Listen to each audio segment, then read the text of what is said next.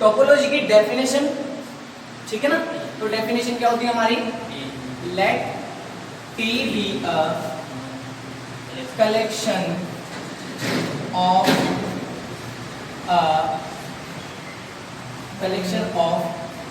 Subset of a non empty set, है ना। Let T be a collection of subsets of a non empty set X, then T is said to be topology for x। किसके लिए, x के लिए। Set के लिए आपने x लिया, उसके लिए टोपोलॉजी कहलाएगी। Then t is said to be, डर तो नहीं लग रहा, then t is said to be topology for x if it satisfies the following axioms, है ना। ये कुछ शर्तों को क्या करती हो, कुछ अभिगणितों को क्या करती हो, पालन करती हो। पहली क्या है हमारे पास, T1 क्या कहता है कि आपने जो कलेक्शन बनाया T, किसका कलेक्शन है, X के सबसेट का कलेक्शन है, तो उसके अंदर क्या होना चाहिए, फाई भी होना चाहिए, और उसके अंदर क्या होना चाहिए, आपका T भी होना, सॉरी X भी होना चाहिए। दूसरी कंडीशन है आपकी T2 के लिए क्या है, अगर आपने जीवन T के अंदर से कोई सेट माना जीवन, और T के अंदर से कोई दूसरा सेट माना T2, देन उनका इंटरसेक्शन भी कहां पर होना चाहिए, T में होना चाहिए। दूसरी कंडीशन ये है। तीसरी कंडीशन क्या है भाई हमारे पास, अगर आपने G lambda is element of T का माना, जहां लैम्डा क्या है, ऐसे लिख दो, lambda is element of index set, है ना। ये क्या होता है वैसे, ये क्या है, ये है क्या है, लैम्डा। ये क्या है, बड़ा लैम्डा, ये छोटा लैम्डा, बड़ा। आगे बात समझ में, इसको क्या बोलते हैं हम, कैपिटल लैम्डा बोल देते हैं, या फिर इंडेक्स सेट बोल देते हैं। वह lambda is element of index set, then union of G lambda is element of index set is element of T.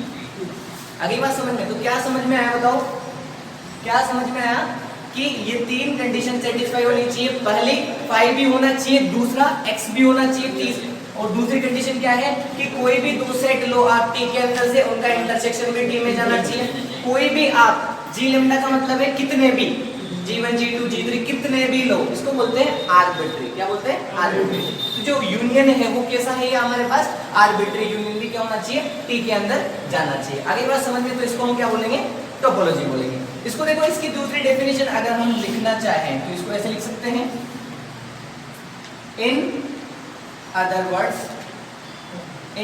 Words, दूसरे शब्दों में क्या कहेंगे इसको, a collection T of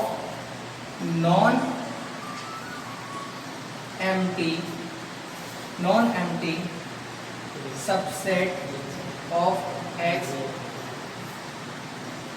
is said to be topology for X if it contains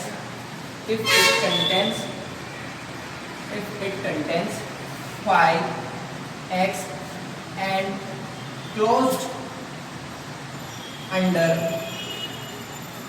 finite intersection and arbitrary union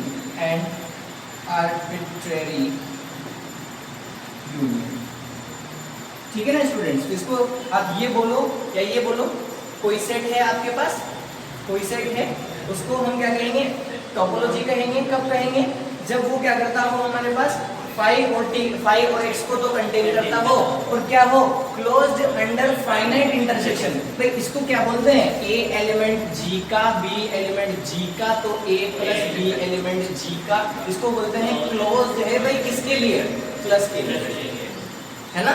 इसके लिए close बोलते हैं, इसको प्लस के लिए क्लोज बोलते हैं। यहाँ पर क्या है हमारे पास इंटरसेक्शन, तो G1 G2 T के लिए और इंटरसेक्शन किया वो भी कहाँ गया T में, तो इसको बोलते हैं क्लोजर प्रॉपर्टी। ग्रुप में पढ़ा होगा ना फर्स्ट ईयर में, तो ये क्या है क्लोज है किसके रेस्पेक्ट में इंटरसेक्शन। अच्छा इंटरसेक्शन कैसा है फाइनाइट, फाइनाइट है ना, इसलिए फाइनाइट इंटरसेक्शन के अंदर क्या है क्लोज है। और ये यूनियन कैसा है आर्बिट्रेरी, क्योंकि लेम्डा का पता नहीं कि लेम्डा कितने हैं, है ना, तो यूनियन कैसा है हमारे पास आर्बिट्रेरी। तो कोई कलेक्शन T X के सबसेट का जो फाई और X को कंटेन करता है वो टोपोलॉजी बनेगा अगर वो क्या करता हो फाइनाइट इंटरसेक्शन और आर्बिट्री यूनियन के अंडर क्या हो क्लोज हो, है ना, क्लोज प्रॉपर्टी को सेटिस्फाई करता हो। बात समझ में आ गई, कोई दिक्कत है क्या, नहीं है। अब देखो और क्या कह सकते हैं, और क्या कह सकते हैं, स्टार मार्क करके लिख लेते हैं हम, द मेंबर ऑफ अच्छा ऐसे लिखते हैं इसको ऐसे लिखते हैं, द टोपोलॉजी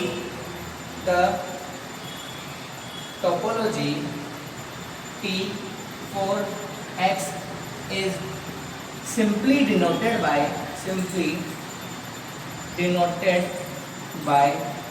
X, T। जो टोपोलॉजी बनती है हम उसको क्या बोलते हैं simply denoted by X, T and known as topological space.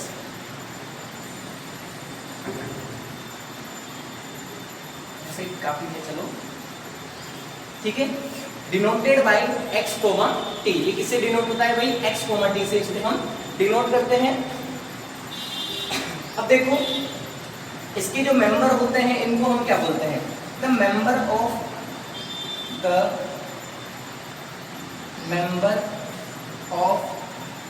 Topology T, है ना, the member of topology T। तो समझ जाओ रट लो फटाफट से कि जहां पे इस चैप्टर में हमारे पास T आ जाए तो वो T क्या है टोपोलॉजी, है ना, तो जहां पर भी T आ जाए तो क्या है the member of topology T are known as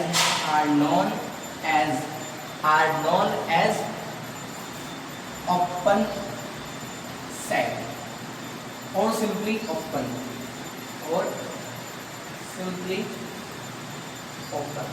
है ना। जो टोपोलॉजी के जो मेंबर होते हैं, मेंबर का मतलब इसके जो एलिमेंट है, जो T कलेक्शन है वो ठीक है ना, उसके जो मेंबर है उनको क्या बोलेंगे हम ओपन सेट बोलते हैं। टोपो के मेंबर कैसे होते हैं ओपन। जब भी मैं तुमसे ये लिखा हुआ ना कि member of topology T are known as open set, topology के जो मेंबर होते हैं वो कैसे जाने जाते हैं ओपन सेट के रूप में जाने जाते हैं, ठीक है ना भाई, वो ओपन होते हैं। तो मैं तुमसे कभी भी पूछूं कि टोपोलॉजी के मेंबर कैसे होते हैं ओपन होते हैं, टोपो में कौन से मेंबर आते हैं ओपन आते हैं, जो ओपन है वो कहाँ जाएगा टोपोलॉजी में जाएगा। सारी बातें होगी ना, ठीक है, लिख लो इसको। अब देखो एक ये बोर्ड आ रहा है क्या यहाँ पर,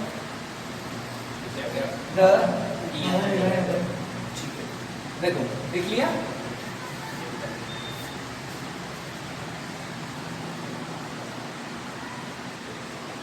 और यहाँ पर लिखना चाहो तो इसको लिख लेना, ये एक आर्बिट्री सेट होता है, आर्बिट्रेरी सेट, है ना, आर्बिट्रेरी सेट होता है।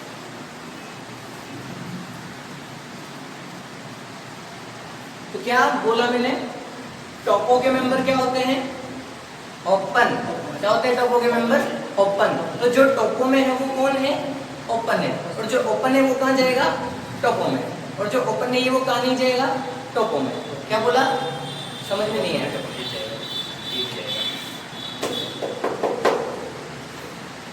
लिखा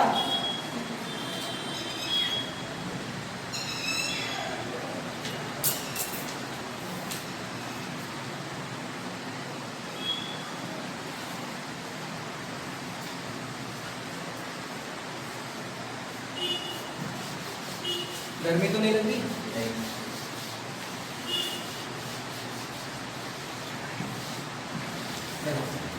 एक लाइन और लिख लेते हैं हम, द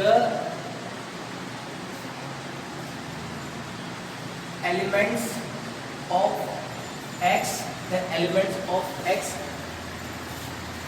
आर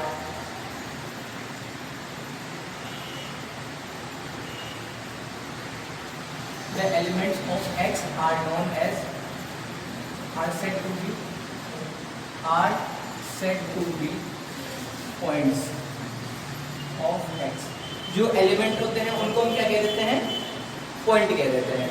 ठीक है, अगला देखो, xt is known as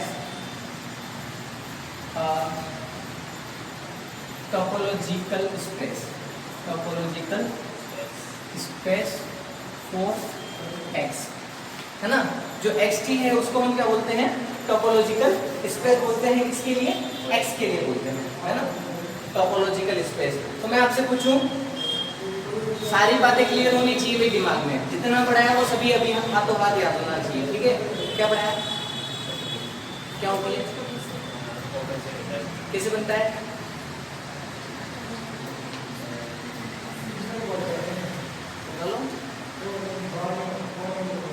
बोल दो। इन अदर वर्ड्स, एक और दूसरे शब्दों में हम क्या कह सकते हैं ना, किसी भी बात को समझाने के दो तरीके होते हैं।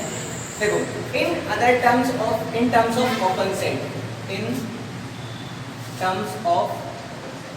Open set, the definition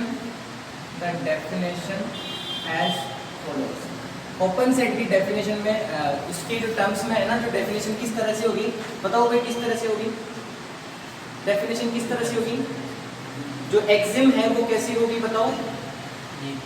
that axioms as follows. Axioms है ना, जो एक्सिम्स थी ना, T1 T2 T3, वो कैसी होगी भाई बताओ? T1 को पता है मैं क्या कह सकता हूँ? मैंने अभी जस्ट कहा कि जो टोपोलॉजी के मेंबर होते हैं वो कैसे होते हैं? ओपन। मैं कह रहा हूँ T1 के अंदर कि फाई और x दोनों का है T में है, यानी कि कौन कौन ओपन हो गया? फाई भी ओपन हो गया और x भी ओपन हो गया, है ना। तो T1 क्या है? The empty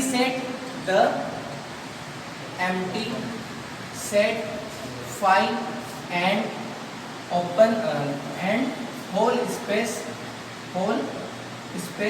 x। जो x होता है ना उसको हम क्या बोलते हैं? स्पेस बोलते हैं। x को स्पेस भी बोलते हैं। स्पेस क्या होता है? जो सबसे बड़ा होता है, और यहाँ पर सबसे बड़ा हमारा x ही है, क्योंकि जितने भी सबसेट होते हैं ना वो x के होते हैं। स्पेस की डेफिनेशन पढ़ना, वहाँ पे अंतरिक्ष की डेफिनेशन पढ़ना, छठी क्लास की किताब में पहला चैप्टर में हमारा ब्रह्मांड, उसमें पढ़ना अंतरिक्ष की डेफिनेशन। अंतरिक्ष क्या होता है कि समस्त उल्का पिंडों, ये वो फलाना टिकामान जो भी है, उनका जो होता है ना पूरा, उसको क्या बोलते हैं? अंतरिक्ष। कुल मिला के जो अंतरिक्ष होता है वो सबसे बड़ा होता है। स्पेस क्या होता है? सबसे बड़ा होता है। तो यहाँ पर एक्स को स्पेस इसलिए कहा जाता है क्योंकि ये जितने भी सबसेट आते हैं वो इसके ही आते हैं, तो ये सबसे बड़ा होता है, इसलिए इसको क्या बोला जाता है? हमारा स्पेस बोला जाता है। हम पढ़ते थे, चलो ठीक है।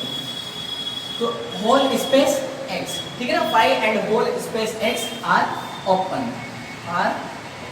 सही है ना, क्योंकि ये फाई और x कहाँ के थे? t के थे। तो जो t के हैं, जो टॉपों के हैं, वो तो क्या होंगे? ओपन होंगे। दूसरी कंडीशन क्या थी मैं बताओ? दूसरी कंडीशन क्या थी कि G1 t का है, G2 t का है, तो इनका इंटरसेक्शन भी कहाँ होगा भाई? t के अंदर होगा। तो इसको कैसे बोलेंगे, है ना? ये भारत में लिखो इसको, है ना, हिंदी अनुवाद व्यवस्था कैसे लिखोगे? क्या लिखोगे? Intersection of two open set is again open. नहीं बात समझ में? G1 कहाँ का था? T का, यानी कि G1 क्या था? ओपन। G2 कहाँ का था? T का।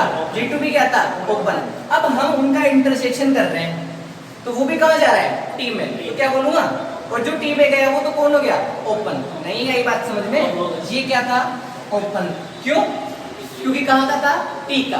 जो T का है वो क्या है? ओपन है। तो ये कौन है? T का है, तो ये भी क्या है? ओपन है। तो इनका इंटरसेक्शन भी कहाँ जा रहा है? T के अंदर। तो ये भी क्या हो गया? ओपन हो गया। इसको कैसे पढ़ूंगा? Intersection of two open set is again open. हाँ चलो, यह समझ में? हाँ देखो, intersection of two open set is again open. दोबारा ओपन हो गया ना? इंटरसेक्शन, अरे बोलने में तो सेंटेंस तो लिखना पड़ेगा ना कि intersection of two open set is open. ऐसे लिख दो, ओपन लिख दो, तुम्हारी इच्छा, कोई दिक्कत नहीं। ये समझ में आया क्या? अरे भाई दूसरी T2 कंडीशन क्या थी? G1 T का G2 T का, तो G1 इंटरसेक्शन G2 P कहाँ का होता है? T का। तो जो T के हैं उनको क्या बोलते हैं? ओपन। तो हमने ओपन लिया और इंटरसेक्शन किया, तो वो भी कहाँ गया? T में। और जो T में गया वो ओपन। तो G1 इंटरसेक्शन G2 क्या हो गया? ओपन। तो हिंदी में कैसे बोलूंगा इसको कि intersection of open set is open. ठीक है। तीसरी कंडीशन क्या होगा बताओ? क्या था? G lambda is element of T का था, है ना। इस T को देखो कभी कभी दूसरी बुक में टाउ से भी रिप्रेजेंट कर देते हैं ना, टाउ जी। उधर मैंने डाला था इंस्टाग्राम पे, है ना, पाई लागू टाउ जी। देखो ये हो जाएगा union of G lambda, lambda is element of index set. ये भी कहाँ होना चाहिए? T में। इसको क्या बोलेंगे बताओ? G लैम्डा कहाँ का लिया हमने? कहाँ का लिया? T का। मतलब G लैम्डा क्या है? ओपन है। तो उनका यूनियन करने पर वो भी कहाँ जा रहा है? T में जा रहा है। तो वो भी क्या हो गया हमारे पास? ओपन। इसको कैसे लिखूं? यूनियन कैसा है? आर्बिट्री। यूनियन कैसा है? आर्बिट्री। क्यों है? क्योंकि लैम्डा बदलते जाएंगे और लैम्डा कहाँ से आ रहा है? इंडेक्स सेट से आ रहा है। और इंडेक्स सेट कैसा है? आर्बिट्री है। इंडेक्स सेट कैसा है हमारा? आर्बिट्री है। तो union of arbitrary union of open set is open. Why so? Because ये जो पूरा का पूरा ये कहाँ जा रहा है? T में जा रहा है। ना आ रही बात समझ में? आ रही है। तो G लैम्डा क्या है हमारे पास? ओपन है। और उनका यूनियन करने पर वो कहाँ जा रहा है हमारा? T में जा रहा है। कहाँ जा रहा है? T में। तो union of open set is open. Open set is open क्यों बोल रहा हूँ? क्योंकि कहाँ जा रहा है? T में जा रहा है। तो union of open set is open. ये कहाँ जा रहा है हमारा? T में जा रहा है। इसलिए इसको क्या बोल रहा हूँ मैं? बार बार ओपन बोल रहा हूँ। पर यूनियन कैसा है? आर्बिट्री, है ना। तो क्या लिखूंगा? Arbitrary union of open set is open. ये बात समझ में नहीं आई तो भी पूछ लो, है ना। बताओ। नाम नहीं बताओ, नाम नहीं दूंगा। आप बताओ आगे समझ में? हाँ दोबारा समझाएंगे। अब तो हम समझा के मानेंगे। देखो हमारी जो T1 था, T2 वाली कंडीशन है, हाँ उसमें ओनली दो ही सेट ओपन है। हाँ फाइनाइट, क्योंकि कंडीशन दो के लिए G1 और G2 के लिए। Finite। मैं मेरी तरफ से कुछ नहीं लगा रहा। वो जो T1 T2 T3 जो तीन एक्सिम थी ना, उनको मैं किस रूप में लिख रहा हूँ? ओपन सेट के रूप में लिख रहा हूँ। तो एक्सिम तो जो है वो लिख रहा हूँ मैं। सुनो मेरी बात। 5 एलिमेंट T का, X एलिमेंट T का। अब हम जानते हैं कि जो एलिमेंट टोपो के होते हैं वो तो कौन होते हैं? ओपन। तो इसको क्या लिखूं? 5 is open and X is open. उसको मैंने थोड़ा बढ़िया लिख दिया। The empty set 5 and whole space X are open. पहली बात ये खत्म हो गई। दूसरी बात क्या थी हमारे पास? T2 G1 एलिमेंट T का, G2 एलिमेंट भी कहाँ का? T का। तब G1 इंटरसेक्शन G2 भी कहाँ का है? T का। अच्छा तुम्हारे दिमाग में, सुनो, तुम्हारे दिमाग में कंफ्यूजन पता है, मुझे समझ में आ गया कि कहाँ पैदा हो रहा है। तुम यूँ सोच रहे हो कि सर G1 T का है, G2 T का है, तो G1 इंटरसेक्शन G2 T में कैसे जा रहा है? ये एक्सिम है अभी के लिए। जो इन एक्सिम को सेटिस्फाई करेगा वो टोपोलॉजी बनेगा। ना ना ना ना, देखो फाइनाइट इंटरसेक्शन में दो ही लेने हैं, है ना, दो दो के पेयर में लेने हैं, है ना। अब देखो तो G1 भी कैसा है? ओपन है। बताओ ओपन क्यों है? आप बताओ, इधर ध्यान दो। G1 ओपन क्यों है?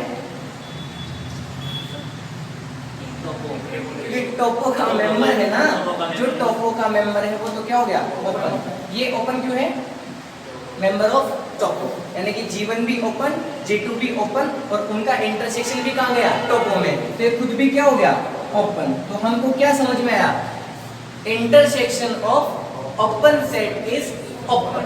बात समझ में आ गई? इसी तरह से arbitrary union of open set is open. ठीक है, ये हो गई हमारी डेफिनेशन की बारे में थोड़ी सी माथाकुड़ी। अब देखो आगे कर लेते हैं हम थोड़ी सी माथाकुड़ी और एग्जाम्पल के बारे में।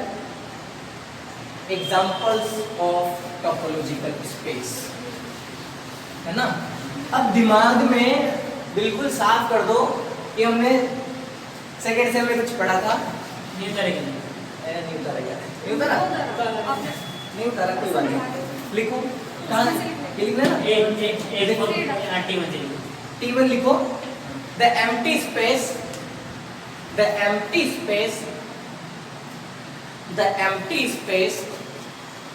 and the whole space x are open. तो कोई भी तुमसे कभी भी पूछ ले फोन करके, ले बताओ फाई और x क्या है, तो कह दो ओपन है, ठीक है। अगला बताओ T2 क्या है, T2 क्या है भाई हमारे पास, T2 क्या है, intersection of open set is open, है ना, two open set is open. The intersection of two open set is open. T3 लिखो, T3 लिखो, the union of, कैसे लिख लो, arbitrary union of open set is open, कैसे लिख लो, the union of arbitrary collection of open set is open, है ना।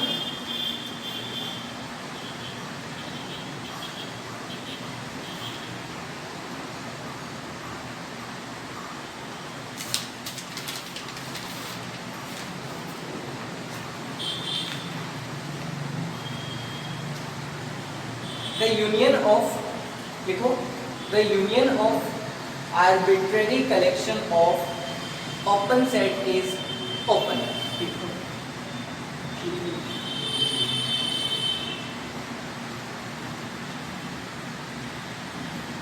हो गया, चलो अब बढ़ते हैं हम आगे, ठीक है ना।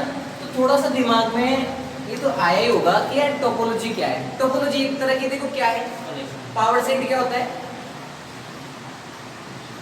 पावर सेट बता दो फटाफट से, अब बताओ पावर सेट क्या होता है, घात समुच्चय क्या होता है,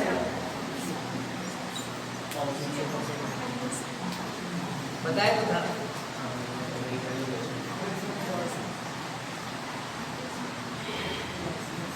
ये कट करना पड़ेगा,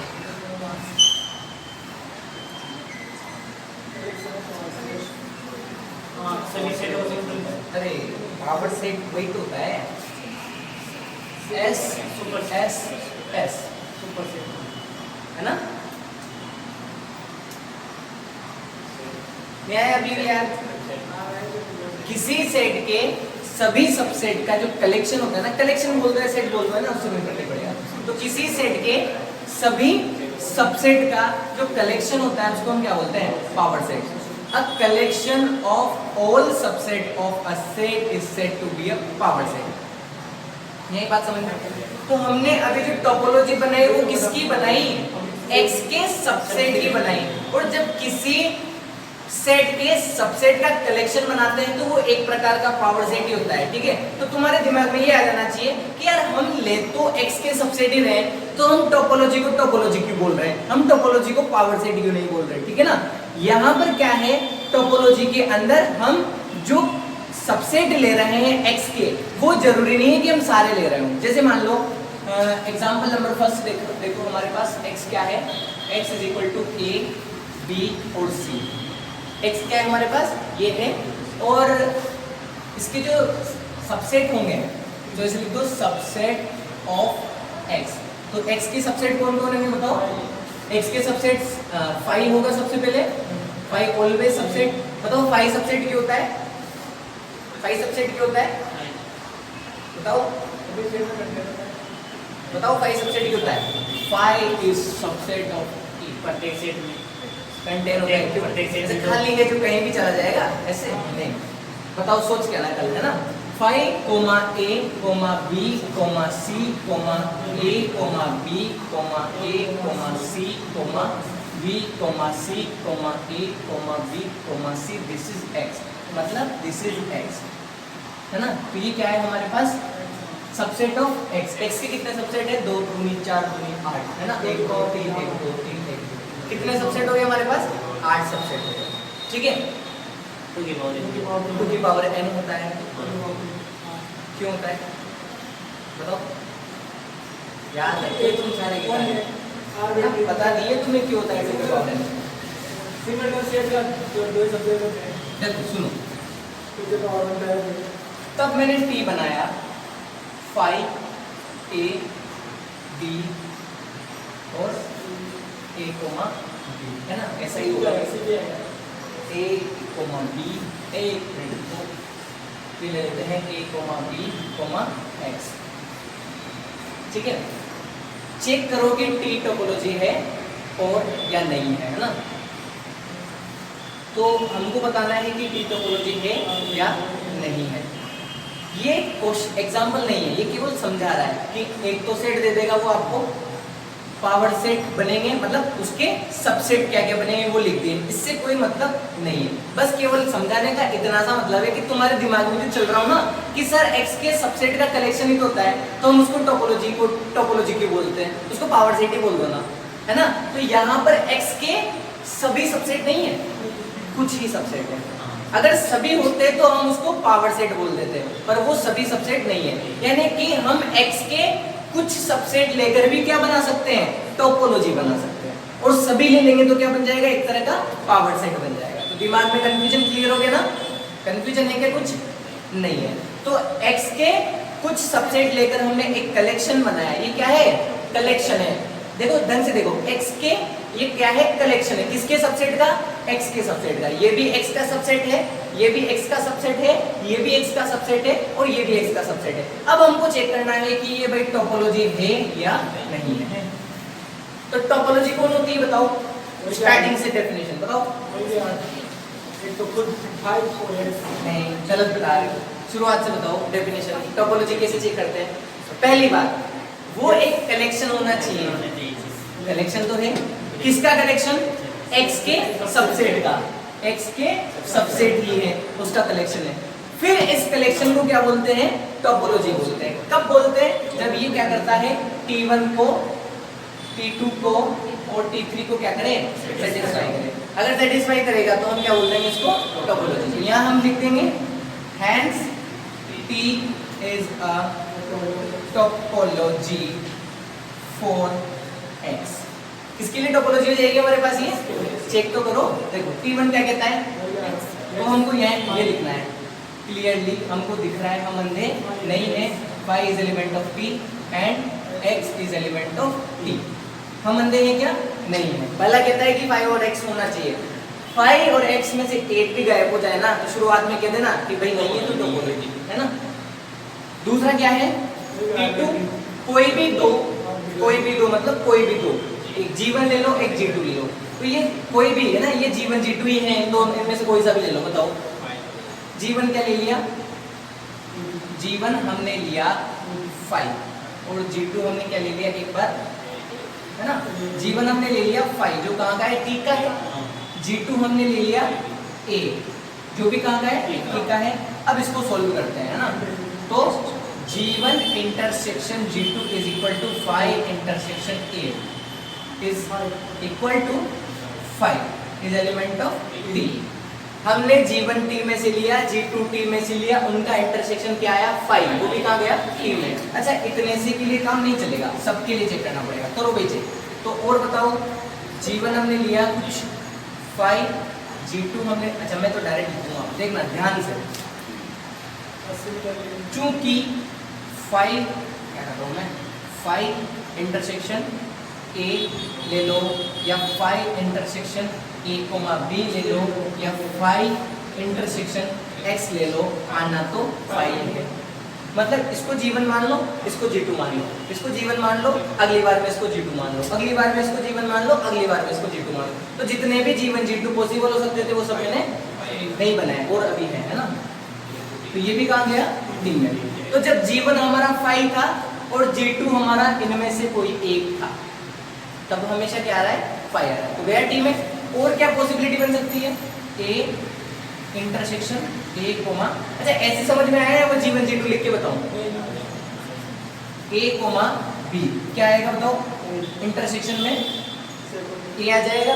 और A क्या हमारा इसके अंदर है या नहीं है, तो ये जो है हमारा टोपो में चला गया, है ना, गया टोपो में, तो ये होल्ड हो गई। और बोलो और है कुछ, A इंटरसेक्शन A के साथ X को ले लो भी, है ना, सभी को चेक करेंगे। क्या बचेगा बताओ, A ही बचेगा, वापस T में चला गया। X का मतलब A B C, A B intersection A, what A। और बताओ क्या बचा, क्या बचा, A, B intersection x is equal to A, B is element of P। तो इतनी माथा पूरी की ना, है ना? तो हम ऐसे भी लिख सकते हैं, क्लियरली वी ऑब्जर्व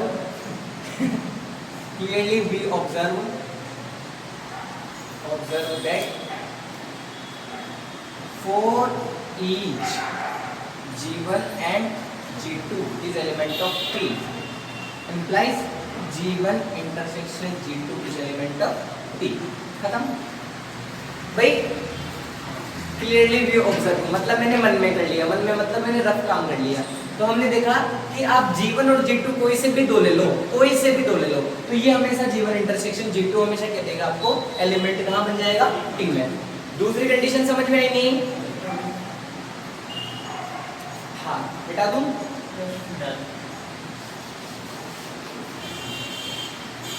T3 बताओ, T3 बताओ।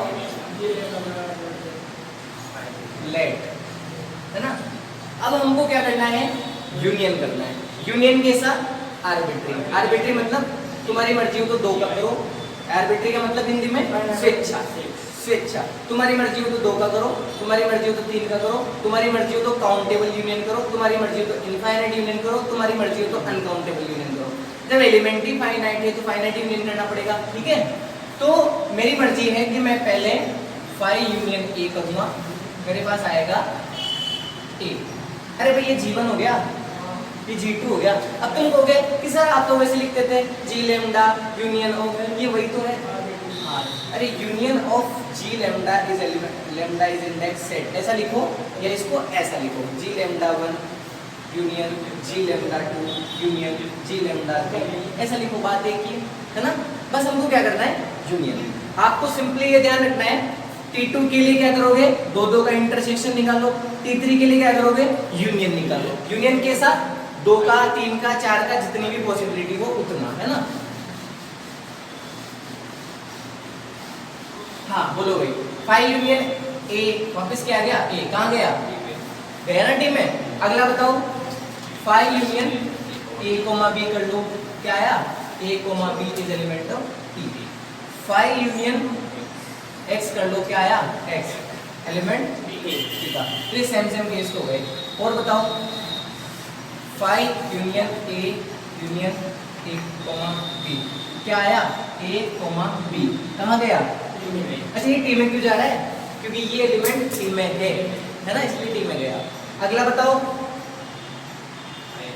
5, मैं एक और कर लेता हूँ, है ना? इधर की काम है वैसे, क्या गया, x, और x कहाँ गया हमारा, टी में गया। और बताओ और कोई तरीका कैसे नहीं है, तो बहुत सारे। 5 यूनियन ए कोमा बी, क्या आया, a comma b is element of T. कर लिया क्या? ये कहाँ से नहीं हुआ, खत्म। ये रहा ना अभी, हाँ नहीं कर सकते क्या, तो वही आएगा, मुझे पता है, पर मैं तो तुम्हें चेक करके ला रहा हूँ। 5 union x is equal to x is element of t। और बताओ नहीं, अभी और है, a union a comma b is equal to a comma b is element of t, is element of t। a union x is equal to x is element of t, ठीक है? और बताओ सारे, hence T is a topology, तुम्हारी मर्जी, topology ऐसे लिखो, clearly B observe that for each, वो डेफिनेशन लगाओ और लिख दो, ठीक है?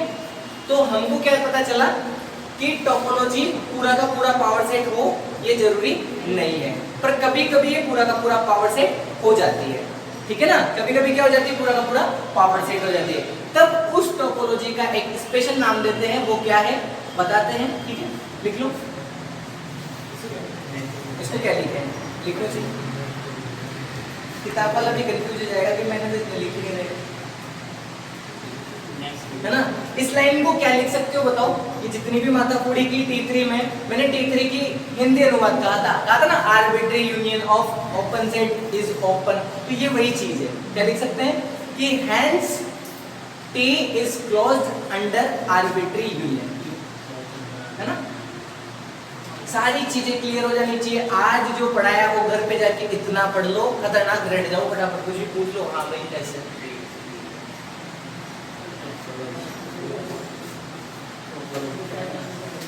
अपने होमवर्क देंगे,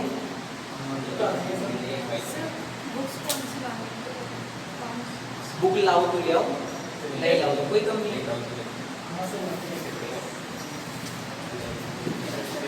भाई, ज्यादा भी नहीं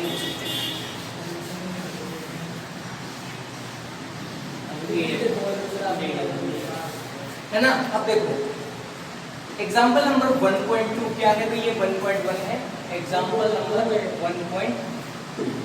1.2 क्या है भाई एग्जाम्पल, हमारे पास let x is equal to a b c, determine whether, check whether or not, है ना, ऐसे लिख देते हैं determine whether or not each of following collection of subset, each of following collection of subset, निकला ना, collection of subset of x is a topology on X। BSc MSc third semester के अंदर टोपोलॉजी बहुत ही easy paper है, ठीक है, घबराने की बिल्कुल भी जरूरत नहीं है, बहुत ही इजी पेपर है। T1 is equal to 5। इस पेपर में मतलब आपको ऐसे मस्त फीलिंग आएगी पढ़ने में, शानदार, अगर ढंग से कंसेप्ट के साथ फीलिंग आएगी कंप्लीट, है ना। 5 T1 इज इक्वल टू ऐसा, T2 is equal to 5 A, अरे इसको लिख लो,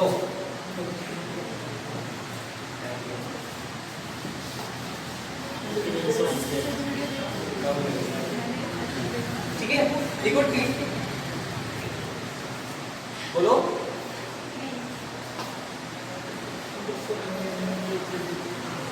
संडे का जिसका वीडियो डाला, इसका कैसे पढ़ाया, आप देख लो।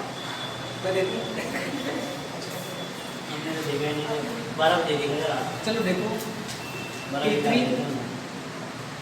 5 A B X, T4 5 A X, T5 5 A B A B X, लिखते जाओ, T6 5 A B, इसको भी पढ़ा नहीं पड़ेगा, T7 5 B A B X, T8। किसने कहा टोपोलॉजी है? नीचे लाइन थोड़ी लिख रखी है, hence all these are topology, check करना है। A B C X, T9 5 A B A B, T10 5 A B B C X, T11 5 A B C A B X, T12 5 A B C A B B C A C X, that is P of X।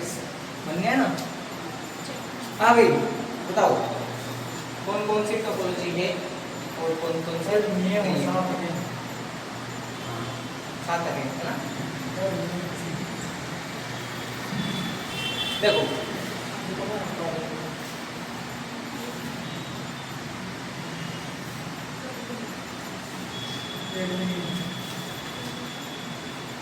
ये है topology है और ये topology नहीं है। 3, 8, 9, 10, 11 ये topologies हैं। और चेक करें, ये है वही स्पेशल टाइप इंडिस्क्रीट, और ये इसको बोलते हैं हम डिस्क्रीट। आगे बता दूंगा वैसे मैं।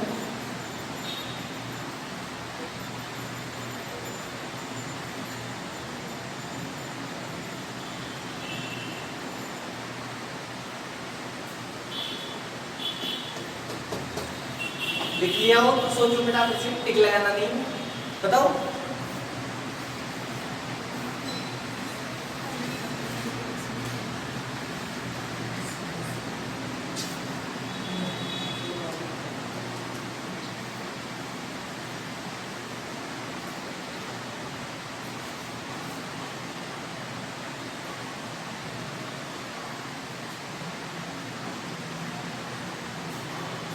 नहीं,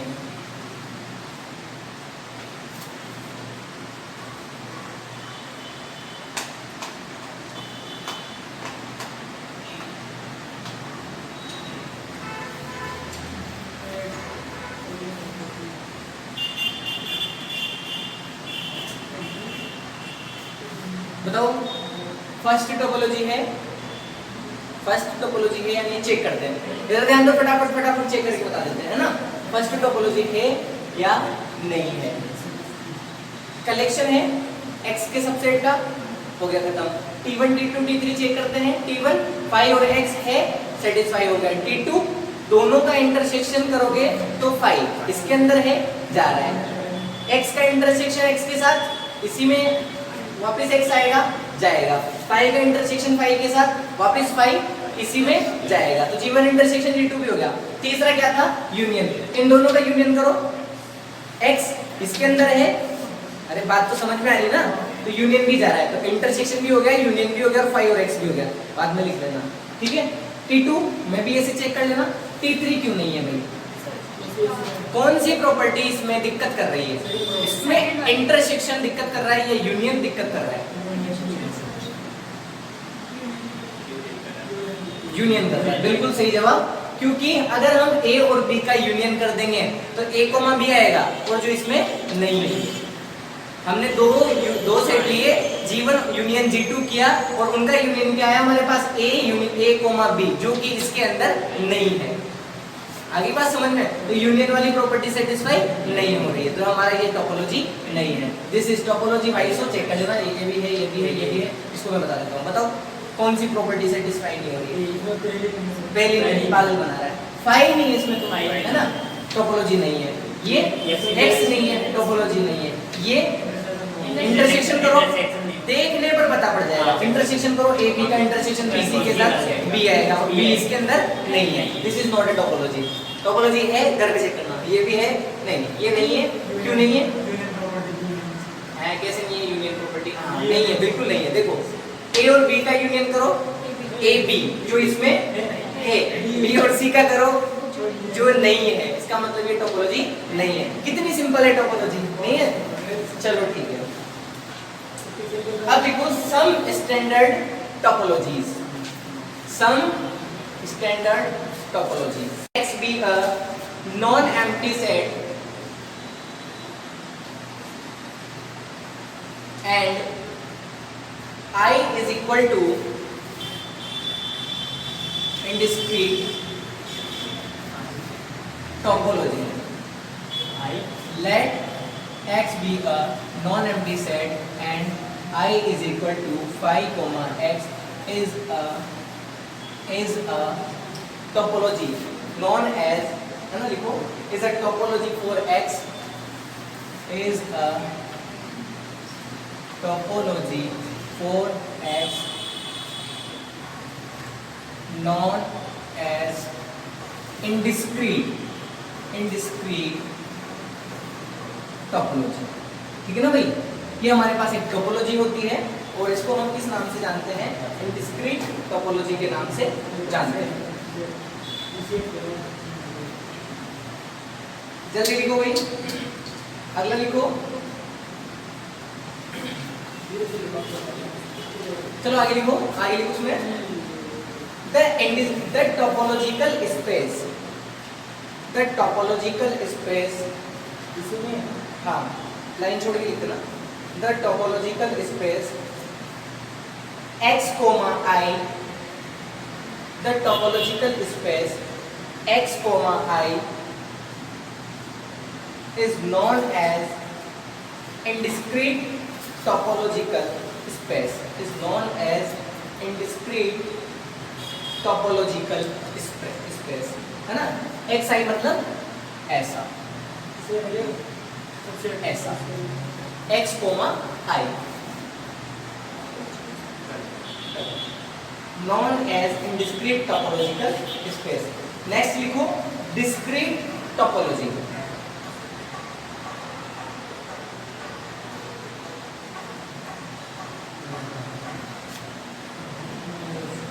discrete topology, इसमें लिखो let D be the collection, let D be the collection, D, let capital D, मतलब जब टोपोलॉजी हमारे पास टोपोलॉजी होती है वैसे T, पर इसके दो टाइप है। जब इंडिस्क्रीट आता है तो हम T की जगह I लिखते हैं और जब डिस्क्रीट आता है तो T की जगह D लिखते हैं। तो लिखो let D be a collection, let D be a collection, ऐसे लिखो discrete topology, let D be a collection, D be a collection of all subset of a non-empty set, then D is a topology for X known as discrete topology for X। तो discrete topology क्या होती है, एक collection होता है X के सभी subset का। बहुत इंपॉर्टेंट बात है यहाँ पे, all non empty set X, ठीक है। Let D be a collection of all subset of, ये बहुत इंपॉर्टेंट बात है भाई, ऑल आते हैं डिस्क्रीट हो जाता है, all subset of X, all subset of a non-empty set X, then D is a topology for X, है ना। then D is a topology for X known as discrete topology for X, है ना। for X मतलब को दो आ रहा है ना, known as यहाँ गया ना, for X known as discrete topology।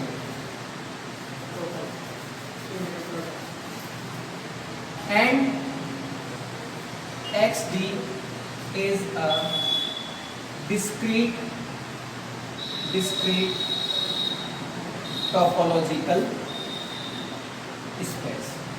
भाई जब हमारे पास ऐसे आ जाए ना, तब हम इसको क्या बोलते हैं, स्पेस बोलते हैं। क्या बोलते हैं, टोपोलॉजिकल स्पेस बोलते हैं। बात समझ में आ गई। इसको कभी कभी हम केवल ऐसे भी लिख देते हैं, क्या लिख देते हैं, कभी कभी हम इसको क्या लिख देते हैं, केवल कैपिटल X। तो इस कैपिटल X का मतलब एक सेट नहीं समझना हमको, क्या बोल रहा हूं मैं, इसको एक सेट नहीं समझना जो आप स्टार्टिंग की डेफिनेशन में यूज लेते हो, ठीक है ना। जैसे मान लो कभी कभी मान लो मैं कह दूं कि टोपोलॉजिकल स्पेस XT, थोड़ी देर बाद कह दूं टोपोलॉजिकल स्पेस X, तो कंफ्यूज नहीं होना। X का मतलब हमको XT ही समझना है। जब हम टोपोलॉजी का चैप्टर पढ़ रहे हैं तो हमें वहां पर जब X की बात करेंगे ना, टोपोलॉजिकल स्पेस X, तो हम उसको XT ना लिखकर हम कभी कभी क्या लिख देंगे, X लिख देंगे। इस पे कंफ्यूज नहीं होना। टी को हम सिंपली टोपोलॉजी कहेंगे।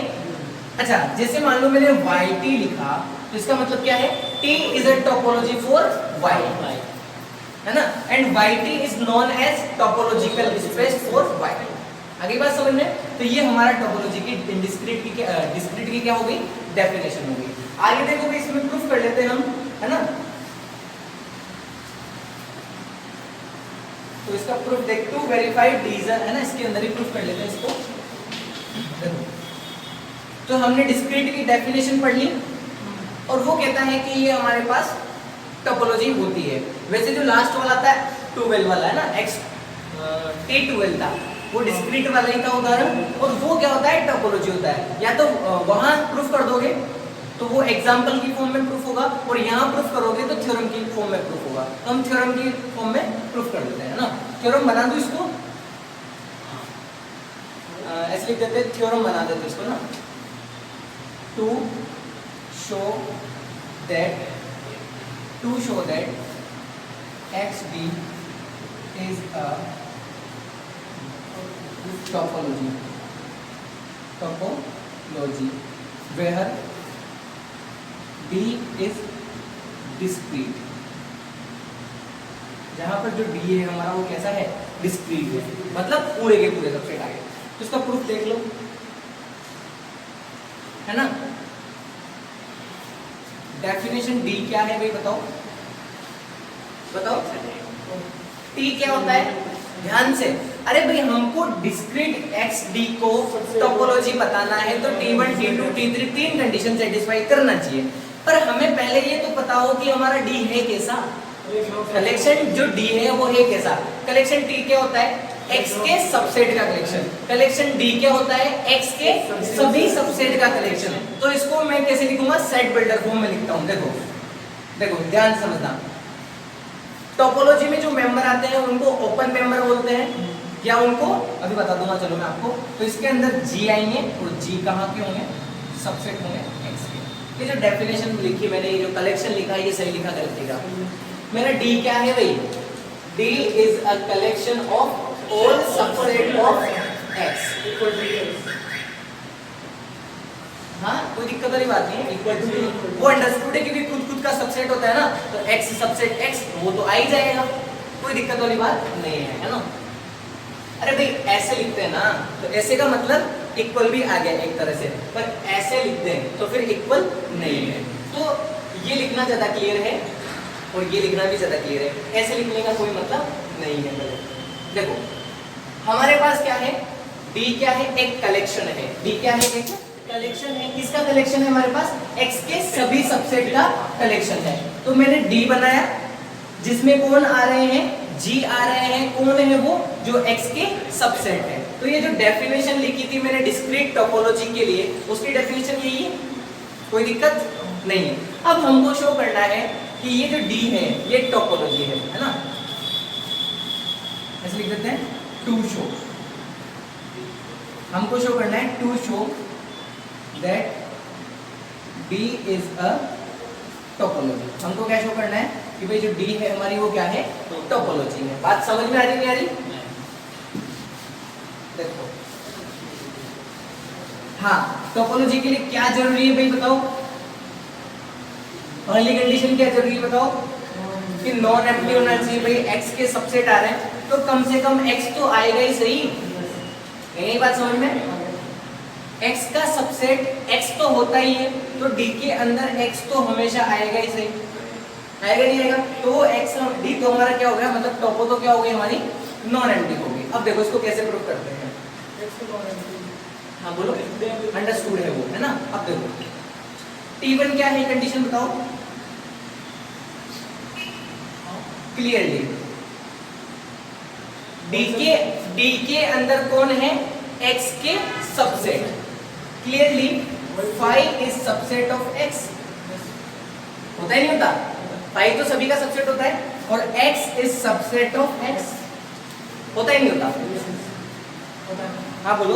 फाई तो सभी का फाई तो सबसेट होता ही है और खुद का सबसेट होता है। तो हमको पता है कि जो x के सबसेट हैं, देखो जो x के सबसेट है वो तो कहां पर है, D के अंदर। तो हम क्या लिख देंगे, it implies that phi is element of D and x is element of D। खत्म। T1 तो हो गया ना। टॉपो बताना है तो T में भेजना था और यहाँ पर T की जगह D है, कंफ्यूज मत होना। अगला बताओ T2 क्या है भाई, दो एलिमेंट लेते थे हम टॉपो के G1 और G2 और उनको कहाँ भेज देना था हमको, है ना, तो इंटरसेक्शन में भेज देना था। अब देखो जो G1 जो D के अंदर है वो किसका सबसेट है, X का। देखो D का एलिमेंट, जो एलिमेंट D का है वो कैसा है, X का सबसेट है। तो G1 किसका है, D का। तो G1 किसका सबसेट हो गया, मुझे किसको भेजना है, इंटरसेक्शन को। इंटरसेक्शन D के अंदर कब जाएगा, जब वो X का सबसेट हो। मेरे साथ बोलने की कोशिश किया करो, ठीक है ना। कब जाएगा, जब वो X का सबसेट हो। तो मैं क्या करूं, मुझे क्या करना है, G1 इंटरसेक्शन G2 को कहां भेजना है, D में। और ये D में तभी जाएगा जब ये किसका सबसेट हो। तो देखो G1 सबसेट है, G2 सबसेट है, तो उनका इंटरसेक्शन भी हमेशा क्या होता है, सबसेट होता है। बना के देख लेना, है ना, होता है हमेशा। तो जो सबसेट है X का वो तो कहां चला जाएगा, D के अंदर। माने थे G1 G2, इंटरसेक्शन भी कहां चला गया हमारा, D के अंदर चला गया। T3 बोलो भाई, बोलो भाई T3 क्या था, late G lambda is element of D where lambda is element of index set। हमको क्या करना है, इनका यूनियन भेजना है कहां पे, D में। बात समझ में आ रही है, नहीं आ रही बात समझ में। मुझे क्या करना है, G lambda एलिमेंट में T का मानता था और यूनियन ऑफ G lambda को कहां भेज देता था, T में भेज देता था। तो कह देता था मैं कि भाई जो है ना T3 प्रॉपर्टी सेटिस्फाई हो गई, कहता था मैं। तो मैंने G lambda कहां का मान लिया अभी, D का। टोपोलॉजी T नहीं है, टोपोलॉजी D है, तो D का मान लिया। लैम्डा कहां का होता है, इंफॉर्मेशन दे दी भाई, हाँ ये हमारा इंडेक्स सेट का है, ठीक है। तो एक बात बताओ, अगर G lambda हमारा D का है तो G lambda सबसेट होगा X का। जो D का है वो तो सबसेट है X का। अब देखो यूनियन कर दो दोनों तरफ, है ना, union G lambda union X, it implies that union G lambda, lambda is element of index set is subset of X। अब तुम कहोगे कि सर आपने ऐसा क्यों लिखा, अरे मैंने जानकारी दे दी, मैं चाहता तो इसको ऐसा भी लिख देता, बस मैंने जानकारी दे दी कि मेरा जो लैम्डा है ना वो कहाँ का है, इंडेक्स सेट का है, उससे कोई फर्क नहीं पड़ता। और यूनियन X कर दो, X X X तो है ना, तो हमारे पास क्या आ जाएगा, X आ जाएगा। तो ये सबसेट हो गया किसका, कैपिटल X का। तो जो कैपिटल X का सबसेट है वो तो कहाँ होता है, वो तो कहाँ होता है, D में। तो हमने क्या किया, T1 T2 T3 तीनों प्रॉपर्टी सेटिस्फाई करवा दी, hence B is a topology for X known as discrete topology। Note लगा के लिख दो, भले भूल जाओ तो। Note XD is said to be discrete topological space, है ना, discrete topological space। आगे क्या पढ़ना है भाई हमको, लिखो नेक्स्ट डेफिनेशन।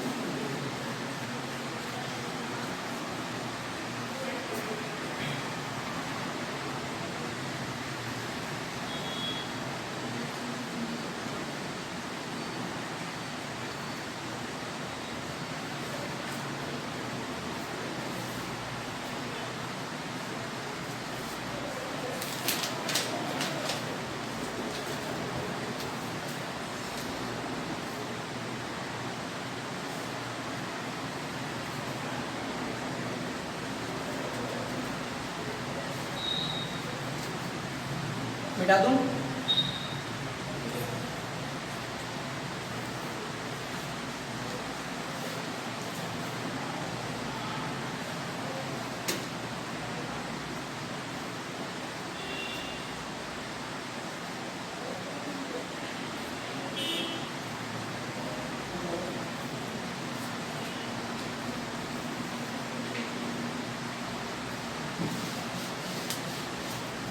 कोफाइनाइट टोपोलॉजी है ना, कुछ एग्जांपल जो नीचे बताऊंगा।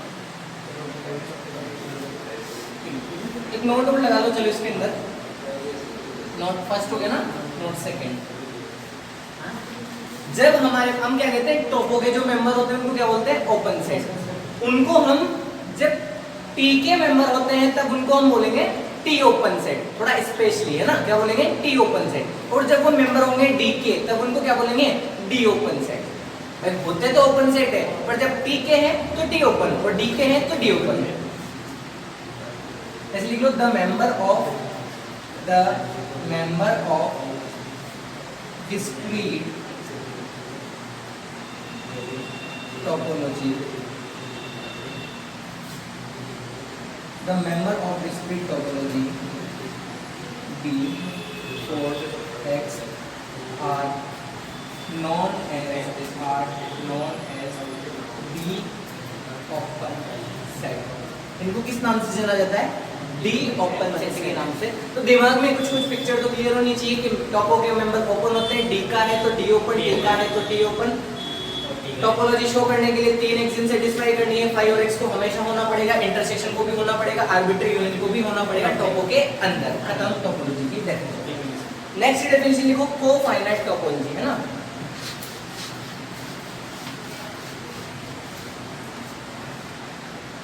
कोफाइनाइट, देखो जब भी वो तुमसे कहे टोपोलॉजी टोपोलॉजी, क्या कहें, टोपोलॉजी। कुछ भी नहीं आ रही डेफिनेशन, कुछ भी नहीं आ रही ना, तो जाके सबसे पहले लिख दो, let X be a non empty set. कुछ भी नहीं आ रहा ना, तो लिखना ही है हमको, let X be a non empty set. Let X be a non, ये वाला नॉन नहीं, non empty set. Let X be a non empty set. आगे लिखो, एंड टी बी अब स्टार्ट होगी डेफिनेशन किसकी, कोफाइनाइट टोपोलॉजी की। And T be a collection of, ध्यान से क्या हुआ,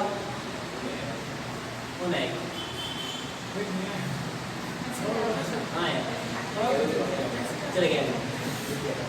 देखो, let X be a non empty set and T be a collection of all those subset of X, collection of all those subset of X whose complement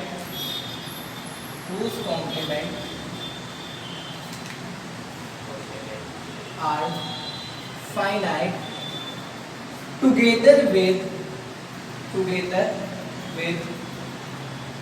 phi, together with phi या empty set बोल दोगे ना। Let X be a non-empty set and T be a collection of all those subset of X whose complement are finite together with phi, then T is a topology, the topology, then T is a topology for X known as cofinite topology, cofinite topology है ना। इस तरह से जानी जाती है भाई हमारे पास ये कोफाइनाइट टोपोलॉजी के नाम से जानी जाती है। इसकी भी बात है, कोफाइनाइट टोपोलॉजी और द फाइनाइट कॉम्प्लीमेंट टोपोलॉजी। और द फाइनाइट कॉम्प्लीमेंट। तो ये डेफिनेशन बहुत ही अच्छी डेफिनेशन है ना, बहुत ही आसानी से याद हो जाती है। अभी तुम्हें डर लग रहा है कि इसको कैसे याद करेंगे, 3-4 बोलो मेरे साथ, याद हो जाएगी। हो जाएगी यार। क्या है डेफिनेशन बताओ? कोफाइनाइट टोपोलॉजी कुछ भी नहीं है। कोफाइनाइट टोपोलॉजी में क्या करना है, कोफाइनाइट टोपोलॉजी के अंदर ऐसे एलिमेंट आते हैं जो या तो क्या हो टुगेदर विद फाई, या तो कैसे हो कॉम्प्लीमेंट फाई, हाँ ठीक है, उस कॉम्प्लीमेंट ऑफ फाई,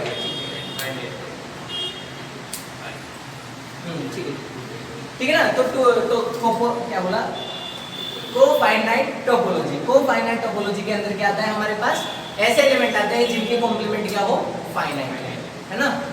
अगली बात समझ में, तो क्या है डेफिनेशन, एक्स कोई नॉन एम्प्टी सेट है, जो हमको पता होता है। जब हमें को डेफिनेशन याद नहीं होती तो हम इस लाइन को बोलेंगे, एक्स क्या है, कोई नॉन एम्प्टी सेट है। Then and T be a collection, ये क्या है हमारे पास, कोई कलेक्शन है। T be a collection of all those subset of X whose complement are finite together with phi। मतलब जो t है ना, वो t क्या है, t ये है भाई,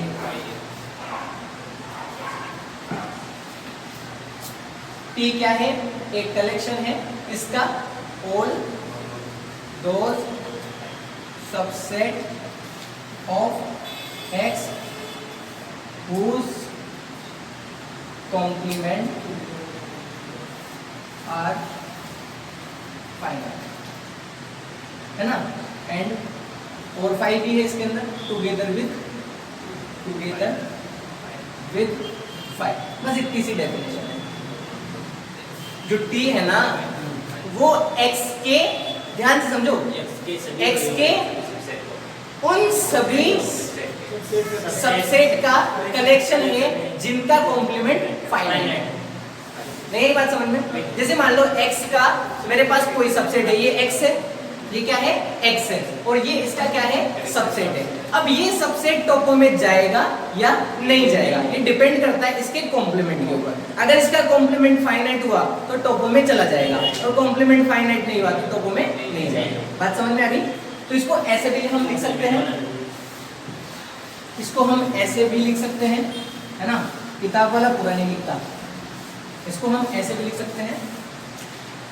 और टोपो के अंदर कौन होंगे, टोपो के अंदर कौन होंगे, ऐसे एलिमेंट होंगे, ऐसे एलिमेंट होंगे। ध्यान से यहाँ देखो, collection of all those subset of x,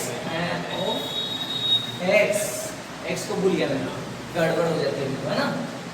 तो टी क्या होता है, एक्स के सबसेट का कलेक्शन होता है। ध्यान दो, टी क्या होता है, एक्स के सबसेट का कलेक्शन। तो टी क्या है, एक्स के सबसेट का कलेक्शन है, पर कौन से सबसेट, जिनका कॉम्प्लीमेंट क्या था finite, together with five. Together with five का मतलब फाइव उसके अंदर होगा, फाइव उसके अंदर होगा। बात समझ में आई नहीं। डेफिनेशन ने कहा कि हमको एक कलेक्शन बनाना है जिसमें फाइव तो ऑलरेडी है। टुगेदर विद फाइव का मतलब जिसमें फाइव तो क्या है हमारे पास ऑलरेडी है। अब हाँ, फाइव तो हमेशा क्या है हमारे पास, उसके अंदर ऑलरेडी है। तो उसने कहा कि हमको एक ऐसा कलेक्शन बनाना है जो जिसके अंदर कौन है, इधर ध्यान से देखो यार, माथा पूरी बहुत ज्यादा हो रही है। इसके अंदर कौन है, टी के अंदर x के ऐसे सबसेट हैं जिनका कॉम्प्लीमेंट क्या है फाइनाइट। बात समझ में आएगी। x के ऐसे सबसेट हैं जिनका कॉम्प्लीमेंट फाइनाइट है। जैसे मान लो मैंने कहा x का कोई सबसेट है a और इसका कॉम्प्लीमेंट कैसा है, इनफाइनाइट। तो इसका मतलब क्या है, a जो है ना t के अंदर नहीं है, तो वही जाएंगे जिनका कॉम्प्लीमेंट क्या होगा, फाइनाइट होगा। ठीक है, अगर a का कॉम्प्लीमेंट फाइनाइट हुआ तो a कहाँ चला जाएगा, t में, या फिर a खुद फाइव हुआ तो ऑटोमेटिक फाइव होने की वजह से a में चला जाएगा। इसलिए मैंने यहाँ पर क्या लिखा है, बात समझ में कि फाइव तो उसके अंदर ही है। अब जैसे मान लो मैंने कहा कि मेरे को इसको क्या बोलेंगे, कोफाइनाइट टोपोलॉजी बोलेंगे। तो कोई कलेक्शन t, मोटी मोटी बात पे ध्यान रखो, कोई कलेक्शन t कोफाइनाइट टोपोलॉजी कब कहलाएगा? जब उसके कब कहलाएगा कि उसके अंदर क्या हो, x के सबसेट हो, पर ऐसे होने चाहिए जिनका कॉम्प्लीमेंट कैसा हो, फाइनाइट हो या फिर क्या हो, 5 हो, और एक साथ नहीं ओ। बात समझ में आ गई? तो ये डेफिनेशन है किसकी? Cofinite topology.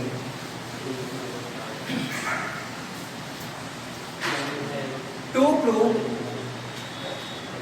T is a topology. ये तो हमने डेफिनेशन लिखी, अभी तो हमने डेफिनेशन लिखी है भाई ये कोफाइनाइट टोपोलॉजी कहलाती है, हमने प्रूफ थोड़ी किया है। तो इसका जो प्रूफ है वो हम कल पढ़ेंगे, घबराओ मत, तो ठीक है। इसको क्या करेंगे हम कल पढ़ेंगे, ज्यादा हो जाएगा बहुत ही। आज की नहीं भी टोपोलॉजी का डाला।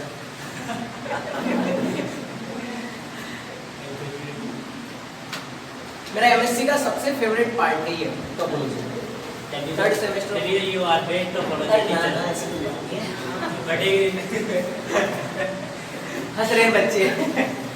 चलो ठीक है, तो बहुत अच्छा पार्ट है, मेरे को बहुत अच्छा लगता है। एक तो रियल है, अलजेब्रा है, और एमएससी थर्ड और फोर्थ सेमेस्टर में सबसे ज़्यादा जो पढ़ा है मैंने, सबसे ज़्यादा जो अच्छा लगता है वो मेरे को टोपोलॉजी लगता है ना। तो ठीक है, ये समझ में आया कोफाइनाइट टोपोलॉजी। एक बार फिर बता देता हूँ, एक कलेक्शन है T, इसको कोफाइनाइट टोपोलॉजी कहते हैं, और इसके अंदर कौन आते हैं? इसके अंदर G आते हैं जो किसके सबसेट होते हैं? X के सबसेट होते हैं, और सारे G नहीं आ जाते उठ के, ऐसे आते हैं जिनका कॉम्प्लीमेंट क्या हो, या तो फाइनाइट हो या फिर वो खुद क्या हो, फाइनाइट हो, है ना। फाइनाइट हुआ, सॉरी अगर 5 हुआ तो भी हमारा T के अंदर जाएगा। क्यों? क्योंकि हमने पहले से क्या किया रखा है, टुगेदर विद 5, मतलब T के अंदर है ना 5 तो पहले से किया रखा है मैंने, 5 तो क्या है पहले से। अब कोई सबसेट 5 के बराबर हुआ तो G बराबर 5, और 5 तो पहले से T में है, तो G कहाँ चला गया? T में। एक तरीका तो ये है T में जाने का। T में जाने के दो तरीके हैं, या तो उसको 5 के बराबर होना पड़ेगा या फिर उसका कॉम्प्लीमेंट फाइनाइट होना पड़ेगा, तभी जाकर वो हमारी कोफाइनाइट टोपोलॉजी में जाएगा। कॉम्प्लीमेंट 5 आ गया तो फाइनाइट है और G चला जाएगा। एक सिंपल ऐड हो सकता है। देखो X है ना, अभी देखना X, क्या हमारा X इस T के अंदर जाएगा? कैसे? दो तरीके हैं, या तो इसको 5 होना पड़ेगा या इसका कॉम्प्लीमेंट खुद ही इनका ऐड हो जाएगा। R का कॉम्प्लीमेंट खाली, ये क्या है? ये क्या है? R। इसको Z डाल दो, इससे बढ़िया एक भी नंबर नहीं बचना चाहिए, कुछ भी नहीं बचा इसके ऊपर, सारे रियल नंबर नीचे पड़े, ठीक है ना। अब क्या है हमारे पास, ये 5 है, तो R का कॉम्प्लीमेंट निकालोगे तो R minus R that is 5। X का कॉम्प्लीमेंट क्या होता है? यूनिवर्सल सेट में से A का कॉम्प्लीमेंट U माइनस A, तो X का कॉम्प्लीमेंट X माइनस X। यहाँ पर जो X होता है ये यूनिवर्सल सेट होता है, सबसे बड़ा यही होता है ना। तो X को अगर आपको इस P के अंदर भेजना है तो दो तरीके, या तो 5 होना चाहिए या फिर कॉम्प्लीमेंट फाइनाइट होना चाहिए। अब देखो 5 तो ये कभी नहीं हो सकता, 100 तो जाएगा, कितना सारा काट रहा है। क्यों? क्योंकि X क्या है? नॉन एम्प्टी है। तो एक तरीका तो खत्म, दूसरा तरीका कॉम्प्लीमेंट वाला। X का कॉम्प्लीमेंट 5 के अंदर कितने एलिमेंट होते हैं? 5 हमारा फाइनाइट होता है, बताओ क्यों?